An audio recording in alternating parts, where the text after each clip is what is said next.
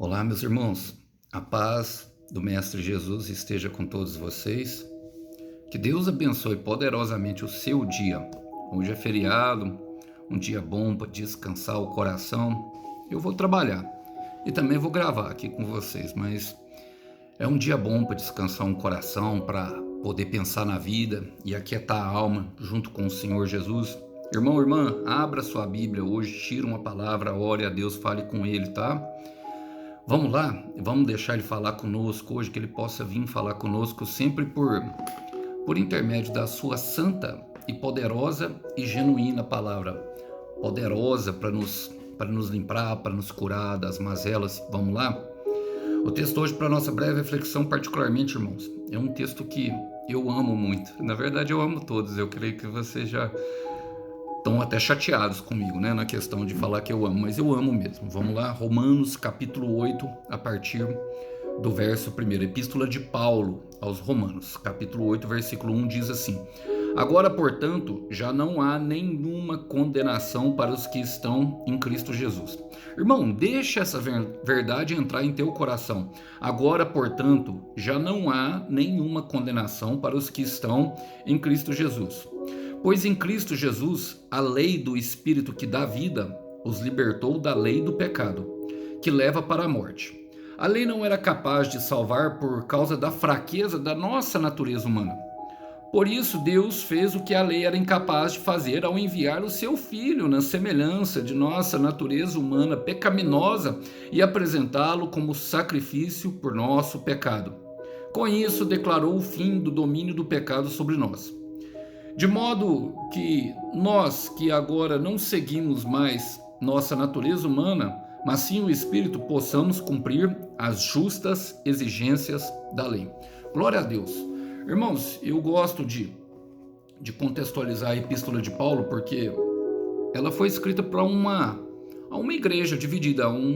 São judeus que tinha um pouco dos judaizantes, que tinham esse movimento ali dentro dos judeus, que tinham se tornado cristãos, tinham se convertidos, mas pregavam ali junto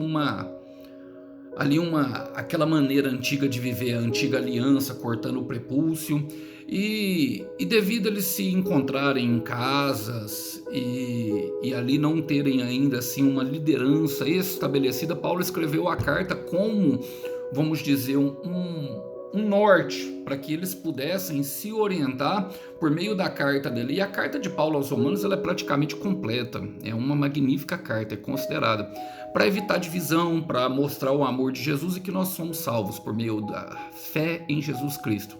É pela graça que nós somos salvos, é pela graça que nós vivemos, graças à graça que nos cobriu em Jesus Cristo.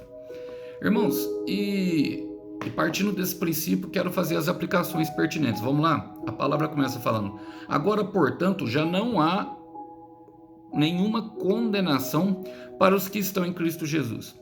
Por que muitas pessoas, irmãos, a pergunta que eu quero começar fazendo é por que muitas pessoas se sentem culpadas e condenadas depois de terem aceitado Jesus Cristo como seu Senhor? Irmãos, é porque não têm vivido o propósito de Deus. Quem vive para um propósito não vive condenação. Eu quero repetir. Quem vive para um propósito não vive com esse sentimento de culpa e de condenação. Olha, o Senhor, se Ele se torna o nosso Senhor, nós automaticamente nos tornamos servos. Muitos irmãos e muitos têm pregado o evangelho adocicado, que fala sobre filho, e é verdade, irmão. Filho fala dos direitos, mas Ele é Senhor de tudo e de todos. E Ele espera de nós uma retribuição. Quem é que investe em alguém, irmão, e não espera retribuição? Quem é que investe, por exemplo, numa amizade, num namoro, investe em algo e não espera uma retribuição, algo de volta? E o que Ele espera de nós, na verdade, é amor, irmão. O propósito de Deus não é pesado, é em amor, é algo que traz alegria ao nosso coração, e muitas pessoas se recusam a se entregar, e por isso vivem a condenação. Quero ler com vocês, irmão, por este motivo específico, irmão, é porque não tem conseguido andar em obediência. João capítulo 3, a palavra, o próprio Senhor Jesus explicando a Nicodemos ali. É necessário, o primeiro propósito, irmão, é nascer de novo. Nós temos que praticar o arrependimento e só vai entrar no céu, irmão, não é pessoas que participaram da igreja A, da igreja B ou da igreja C, ou que o pastor A, o pastor B ou o pastor C colocou a mão, ou até mesmo aqueles que aceitaram Jesus, mas sim, irmão, aqueles que nasceram de novo, nasceram do Espírito. A palavra fala assim em João 3,17: Deus não enviou o seu Filho ao mundo para condenar o mundo. Não. Mas para que o mundo fosse salvo por meio dele. Não há condenação reservada para aqueles que creem nele como Salvador. Mas aqueles que não creem nele já estão condenados por não crerem no Filho único de Deus. E a encarnação de Jesus, ela fala justamente isso, irmão, da palavra em execução, daquilo que ele vem como propósito, estabelecer para nós. Há um caminho, há uma verdade, há uma vida a ser perseguida aqui que nos aperfeiçoa como santos. Então é necessário que nós venhamos a viver para que toda a condenação suma. E logicamente, irmãos, eu quero falar aqui de algo pessoal que entra sempre a questão do pecado. Alguns pecados são mais difíceis. E eu te falo, irmão, minha irmã, o que vai trazer vida é justamente o seu devocional diário. Todo dia se ajoelhar, e eu aconselho que seja na primeira hora da manhã. Não saia do seu quarto, sabe, sem estar tudo certo. Fala com Deus e lembre-se que para falar com Deus nunca é bom falar com pressa. Fale com Jesus, fala com o Espírito Santo, fala: Jesus, bom dia, Jesus, eu te quero hoje aqui. Bom dia, Jesus, eu te quero no meu dia. Bom dia, Jesus, fica comigo, segue comigo. E ele vai te ensinar a ser forte, vai te ensinar a viver um propósito, vai te dar uma vida maravilhosa. Vamos embora? No versículo 2 fala assim: pois em Cristo Jesus, a lei do Espírito que dá a vida, os libertou da lei do pecado, que leva à morte. Irmãos, e por que muitas pessoas continuam pecando? Aqui a Paula responde claramente: porque só o Espírito Santo tem o poder de libertar os cristãos. Irmão, é a lei do Espírito, que é o próprio Espírito Santo. É ali onde nós encontramos a liberdade. A grande questão é que o Espírito Santo, irmãos, ele vem para todos. A gente vê isso em Joel 2:28, o próprio Deus anunciando através do profeta Joel: e acontecerá que nos últimos dias derramarei do meu Espírito sobre toda a carne. Não está falando sobre o fulano da igreja A. Não está falando do fulano que é mais ungido e canta mais. Não está falando do irmão Alisson, que é pregador da palavra. Não, está falando sobre toda a carne. Não haverá distinção, não haverá fronteiras, não haverá barreira. E por que muitos não conseguem aproveitar? Porque não se entregam, irmão. Porque assim, o Espírito Santo, ele vem e ele prepara a casa, que somos nós, irmão, fazendo a sua limpeza para que ele venha morar em nós completamente, irmão. E não tem nada melhor que Cristo em nós. Não tem nada melhor, irmão, que a sensação da presença de Deus nos libertando de todas as amarras. Não tem sensação melhor que a maravilhosa presença de Deus. Essa presença, ela é capaz de aguçar em nós, irmãos, até mesmo aquilo que estava adormecido, aqueles projetos mais ousados que nós tivemos anteriormente.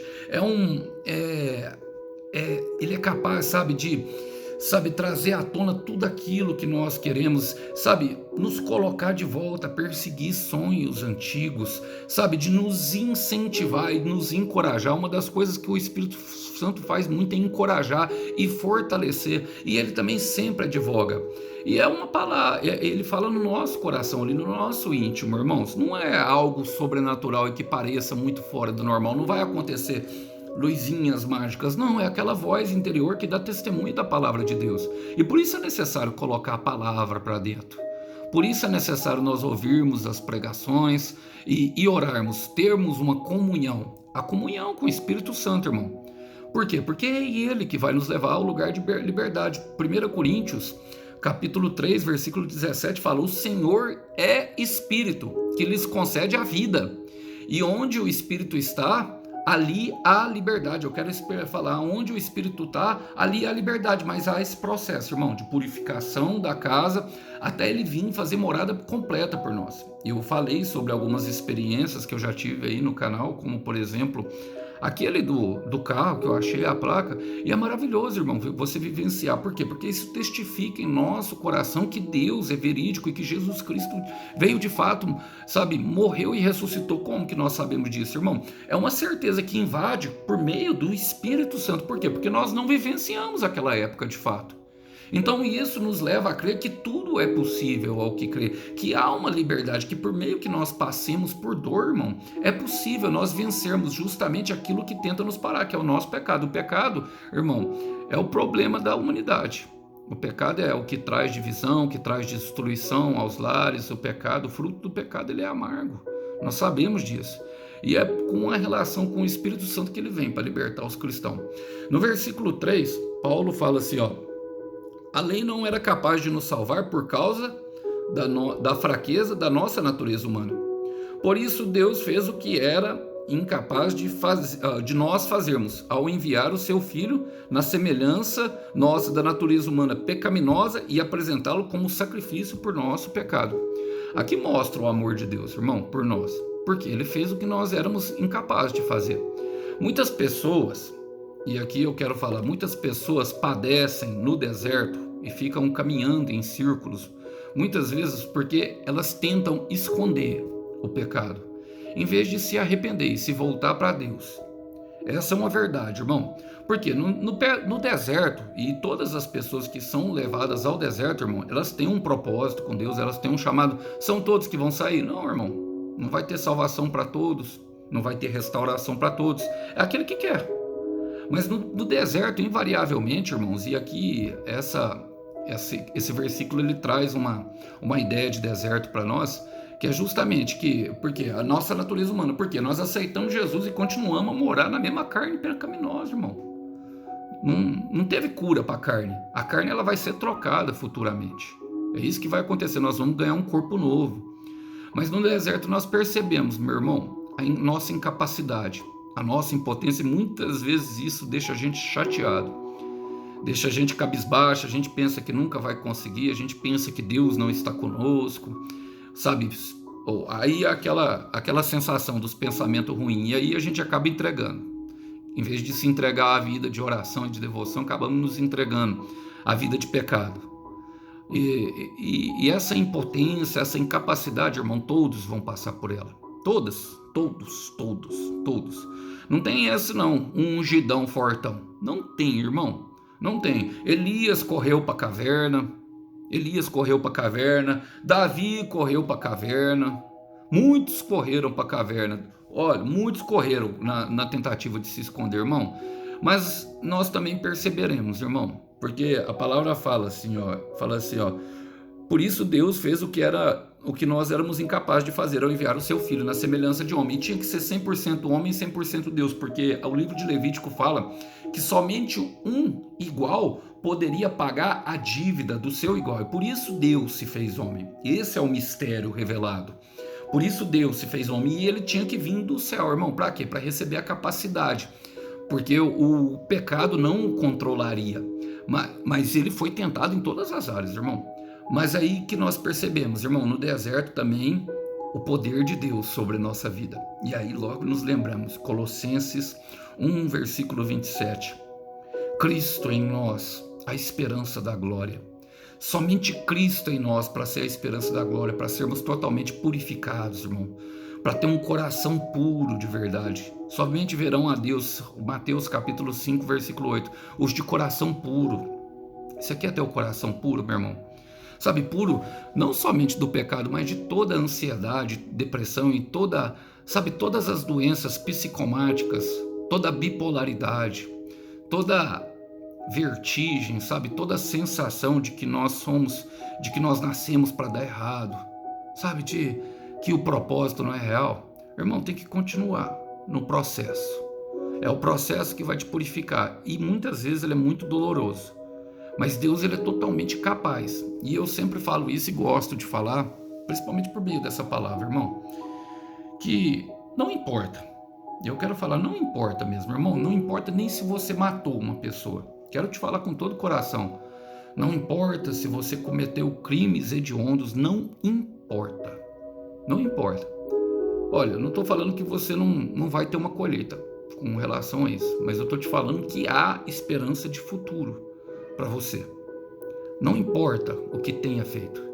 Deus, ele é capaz de reestruturar, de restaurar e completamente capaz de restituir tudo aquilo que foi perdido na caminhada, irmão. Eu quero repetir isso para que entre em teu coração. Deus é capaz de reestruturar a tua mente, o teu coração, a tua vida. Ele é capaz de restaurar por completo aonde está em cacos e ruínas e restituir tudo que foi perdido. Ele é poderoso. E eu sei que tem pessoas aqui que carregam promessas, e essa palavra vai de encontro justamente a essas pessoas. Porque no deserto tentaram fazer com a própria mão, mas perceberam a incapacidade. Se depararam novamente com a porta do pecado. E o pecado, ele promete amor, mas ele te paga com a dor. E qual que é a solução, irmão? Colossenses 1:27. Cristo em nós, a esperança da glória. Mas eu gosto, porque ele fala assim, com isso declarou o fim do domínio do pecado sobre nós, de modo que nós que agora não seguimos mais a nossa natureza humana. Mas eu quero me apegar aqui, irmão, por quê? Porque com isso declarou o fim do pecado sobre nós. E vai chegar um momento, irmão, vai chegar um momento, minha irmã, em que a maldade que contamina não vai ter efeito sobre você. Ela vai bater aqui, vai te trair, e você vai querer perdoar o traidor, querer abraçar ele, porque você sabe que está dominado pelo pecado. Vai te rejeitar, meu irmão, e você vai começar a orar por ele. Vai te perseguir e você vai ter amor por ele, sabe? Vai acontecer o fim da maldade que contamina. Olha o que fala, eu gosto desse, ali na pregação de Pedro, Atos capítulo 2, versículo 35, ele cita ali o livro de Salmos, se eu não me engano, versículo 32, olha o que fala. Atos 2, 35, a palavra do Senhor Deus diz o seguinte: até que eu ponha os seus inimigos debaixo dos seus pés. E eu sempre explico esse versículo e é uma verdade. É na nossa caminhada, irmão.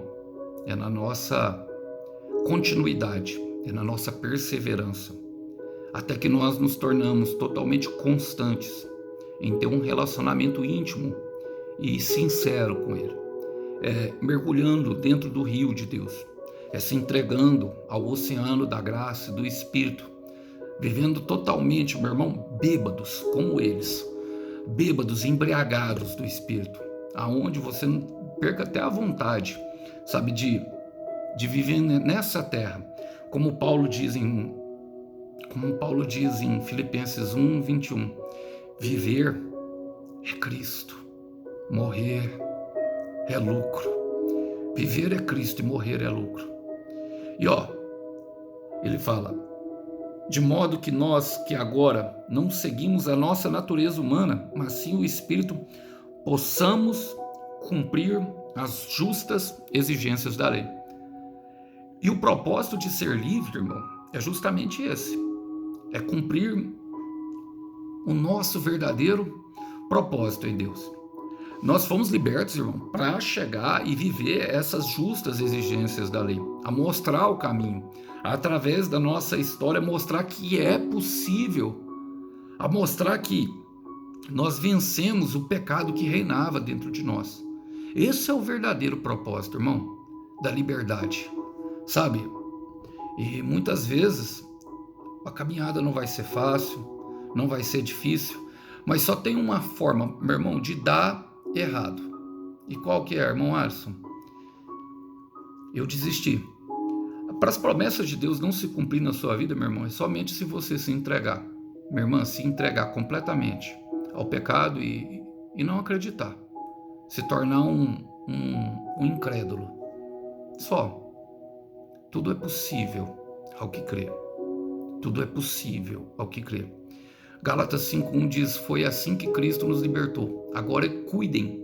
E é um cuidado nosso. Cuidem de permanecer livres. Não fiquem novamente presos pela cadeia da escravidão. E como que eu faço isso? Ficar perto de quem me libertou. Porque para nós é impossível, Lucas 1:37, mas para Deus todas as coisas são possíveis. Nada é impossível para Deus. Aliás, fala em Lucas 1:37 que nada é impossível para Deus. Então fica perto, irmão. cumpra o propósito, conversa com ele, deixa ele te convencer, minha irmã, a te levar a um lugar aonde nós não tocamos mais com os pés no chão, a um lugar aonde nós não tenhamos mais medo de cair. Que Deus abençoe vocês, que vocês possam ficar com essa breve mensagem. A paz do Mestre Jesus esteja com todos, até uma próxima. Tchau, tchau.